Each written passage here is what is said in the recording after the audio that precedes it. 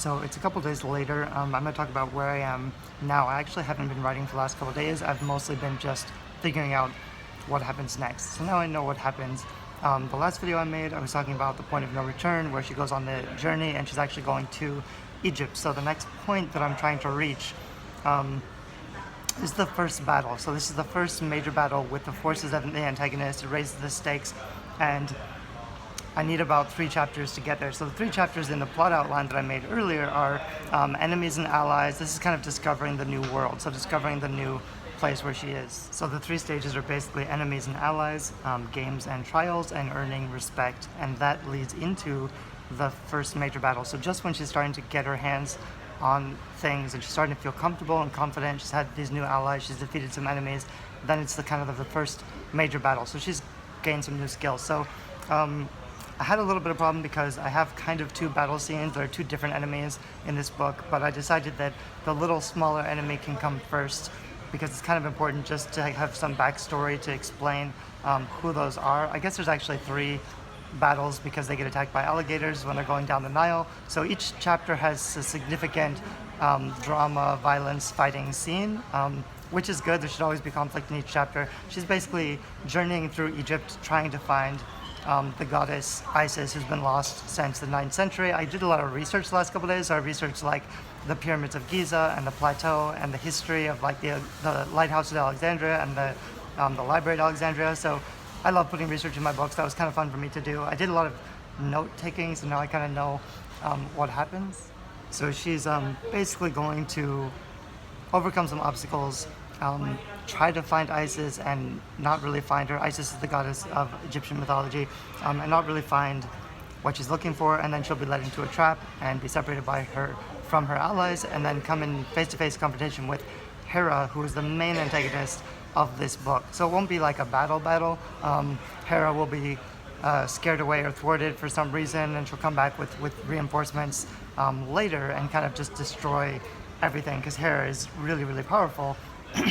But in this stage, I'm only trying to get to the first battle where they're like head-to-head, but there's not really a clear winner or loser. There's usually like a draw, or they escape, or they live to fight another day or whatever. So that's where I'm writing to. That takes me about 3 chapters, which is about 6,000 words. And now is the 12th, so I have 3 days to do it. I actually find that making these videos to talk about what I'm writing next helps me to process, speaking it out loud, just talking it through.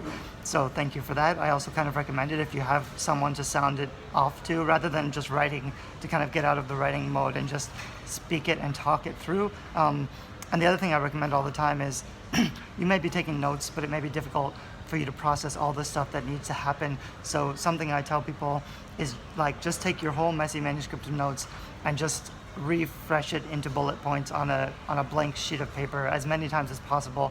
You're always just condensing and consolidating until you can remember what has to happen in the next 6 steps or 10 steps.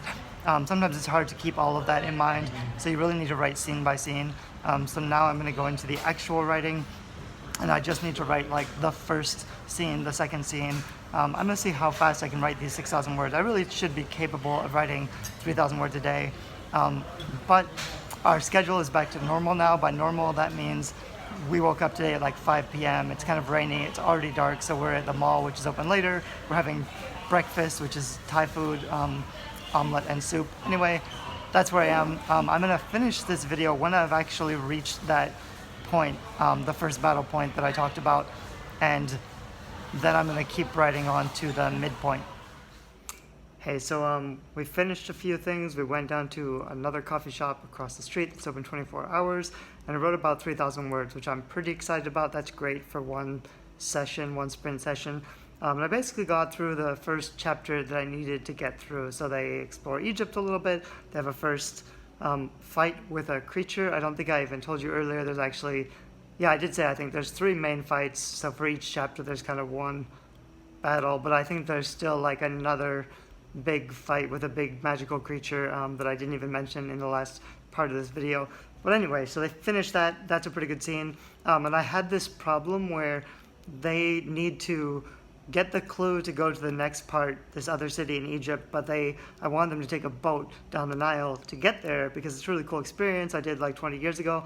And my problem was, why would they waste time on a boat when they could just fly? So something I added to this last scene is when they're coming up after killing this creature, they're surrounded by police and they get arrested. So they escape, of course, because they're magical, but now they're kind of on a want list, which makes everything a lot more exciting. It adds the stakes and the conflict a lot. So now they're like wanted fugitives in Egypt, which is why they have to take the boat to kind of be more inconspicuous. So I'm going to try to keep writing tonight and see, now that I'm really into it, I'm really excited about the next chapter and the next couple scenes. So I'm going to keep writing, and we'll see if I could actually just keep going until, I hit the next point, the next major point, or the point of the first big battle in my book. Hey, so it's nighttime again. It's the second night from when I made the last video. This is basically what happened. I made that video when I started to write the next section of my book, and I'm working towards, after the point of no return, which is the 25% mark, the next point is the first battle. So this is kind of a big scene. Yesterday I told you kind of there's basically 3 chapters. I went back and checked my plot.guide, and I was successful. I wrote about 6,000 words in the last 24 hours, which is a lot for me, so I'm pretty happy with that. And even though I skipped a lot, there's a lot of like rough notes and stuff where I'm just kind of roughing out the details, but I'll go back later and fix it or like actually write the scene. But the important thing is figuring out what happens, because I said earlier, like I don't know exactly what happens to get to this next big fight scene. So this is what it basically is. The first battle is the first major interaction with the antagonist. So it should be directly related to the plot. So what I did, and there's a little bit of discovery because, she decides to go to Egypt. She has to go to Egypt to find out how to break the spell. So she's looking for the goddess Isis. That's step 1. They show up in Cairo. The first chapter, I did this really exciting fight scene where they uncover a tomb and they let out a monster, so they have to fight the monster. That's pretty exciting. I actually have like a battle scene in each of these 3 chapters, but only one counts as the actual first battle, and I'll kind of tell you why that is. So the first one, it's a monster. The monster gives them a little bit of a clue. It's also a little bit of background information on Egypt. I get to show some of the cool history about Egypt. So that's kind of the first thing. And then one of the problems that I had was I had to get them from Egypt to somewhere else. I wanted them to go on a boat ride. I wanted them to go on like a camel desert trek. So I had to kind of like figure out where they had to go and why they had to go there. But one of the problems I was having was, why would they take a boat or why would they take a camel when they're already in a time constraint and they could just fly or use magic or something, fly to get there. So in the first chapter of, this is the, after the first 25%. So in the first chapter, and again, I think I mentioned earlier, like there should be names. Well, I guess it's Act 2 if you have a 4-act play. That's basically what it is. So if you saw my outline, a lot of outlines are broken up into 3 acts, but actually the middle act is double the length of the other 2. So if you do a 4-act play where each act is 25%, I could say that this is Act 2. So it starts off the point of no return. She goes on the adventure. So at the end of the first chapter, she comes up from the tomb after they basically, like the monster killed their tour guide. I'm giving this all away, but I'm hoping that readers of my fiction don't actually watch my videos on YouTube. If so, you'll just have to plug your ears because this is going to be an awesome book and you should go read it. But she comes up and they basically, this guy is dead. They take the blame for it. The police have them surrounded. They get arrested and they go to jail. So that kind of helps because now the local police has their face in the database, so they can't just go to the airport and grab a flight. So that forces them to look for alternative means of travel. So that's kind of a nice little fix. There's some things where they break out of jail, but then that gets into the next chapter where they have to, the monster gave them a clue to the next step. So they get on a boat ride. That's going great. There's some more slow backstory where they talk about, so the second chapter here, before they get on the boat, there's another attack, which is another secondary character. It's still not the main first battle because it's not necessary for the plot. It's not a main antagonist of this entire book. It's just like a different plot line. She has a lot of enemies. This is one of the other enemies coming back for some reason. It just adds more conflict. There should always be like a push and conflict. So, they killed the monster in the last chapter. In this one, there has to be something else that's dangerous. And these aren't even like the main forces of the antagonist yet, because the main antagonist doesn't know where she is right now, or that she's on this quest. So it's another secondary character, but it's a little fight scene, which is going to be important later, these side characters. But they escape, they get on the boat, they go down the Nile, then they get attacked by crocodiles, and that's how that chapter ends. So there's a couple exciting fight scenes in those chapters where the boat kind of sinks, they get saved. There's also a couple little like character development or cool things that I'm going to circle back to later. So it's like I had to find ways to put these scenes in the book because I wanted them there and I want them to be dramatic, but I can't have them just doing stupid things for no reason. They go to the place where they think Isis is, but she's not really there. They get another clue. I think they get, and this is some of the stuff that I kind of fleshed out really loosely. Like I don't know exactly what happens, but it's pretty close. They get some indication that they need to go to this other place. So what that is in this book is this is all set in Egypt, which I'm really enjoying because I've been to Egypt like 20 years ago. I've been watching a lot of YouTube videos about ancient history and mythology and stuff, but they go to Alexandria because Alexandria was kind of the pinnacle of Greek society, and not everybody knows Alexandria was a very Egyptian city, going back a really long time. So Alexander didn't exactly discover it, but he did definitely bring it into his empire. It was one of the first big stops that he developed on his empire before he started going east towards India and everything.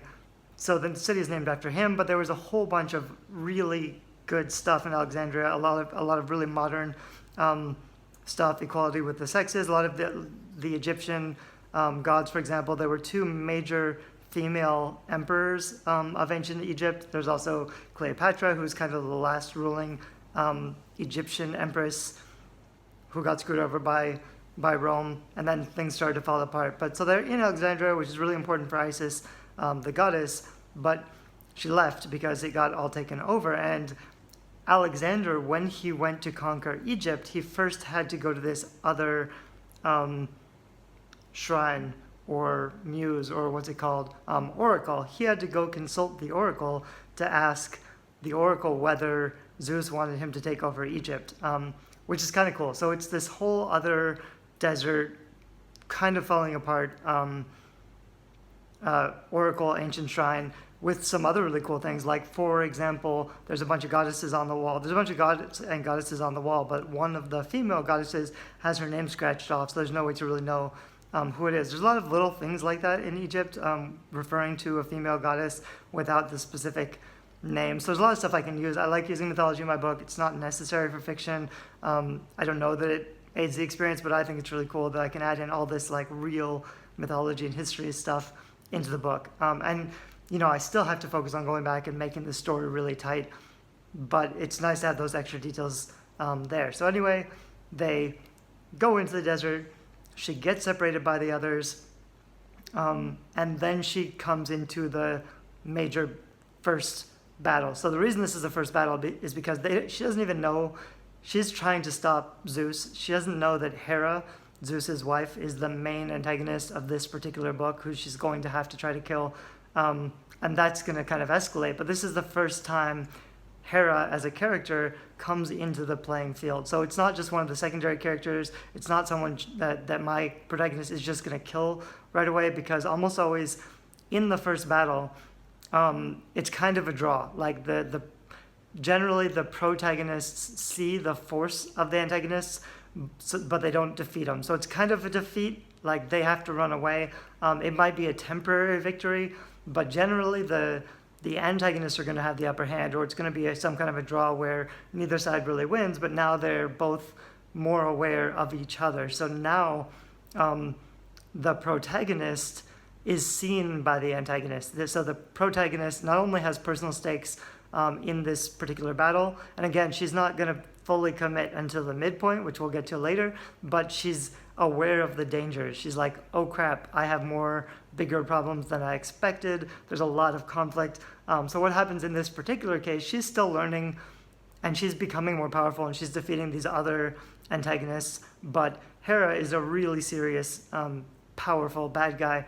So she actually gets basically her hat handed to her. She gets kind of defeated. And I haven't quite figured out exactly what happens because I basically want Hera to go away and then come back with her reinforcements and just destroy Egypt, basically. Because this is the third book in a series. There's going to be a lot more world-ending, cataclysmic, catastrophe type stuff, apocalyptic type stuff. So I want, by the midpoint, some really serious, big world-ending stuff to happen, which means Zeus and Hera, basically, which are the only two powerful antagonists left, they have to kind of start the countdown deadline. And there's already some of that stuff happening. I think I probably told you about earlier. There's already some pretty severe stuff happening, but it's going to go on a global level. Egypt's going to be totally wiped out.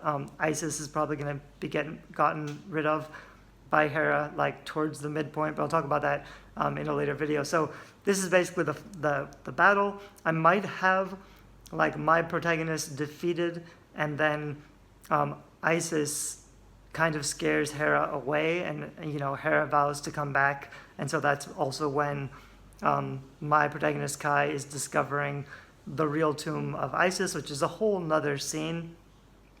But anyway, that's kind of what I have for the first battle scene, and those are the reasons that it's important. And I think that's why you have to kind of build up to the first real battle where your protagonist is learning and growing and developing friends and allies, funds and games.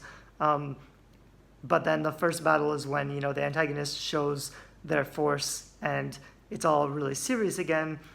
The next point that I'll be pushing towards is the midpoint, which I already kind of referenced a little bit. It's actually now late on the 14th, which means tomorrow is the 15th of November, and I should be halfway through my NaNoWriMo project already, which means I should be at my midpoint already, and I'm not at all. Now that I've gotten to my final battle, I basically need 3 more chapters before I get to my midpoint. But I'll talk a little bit about that tomorrow. I'll probably do the same thing I did this time, which I found kind of helpful, which is that I will kind of tell you what I need to do and then make a video about how I've done it and how I've gotten to the next step. So I hope this has been useful. Let me know how your NaNoWriMo project is going in the comments.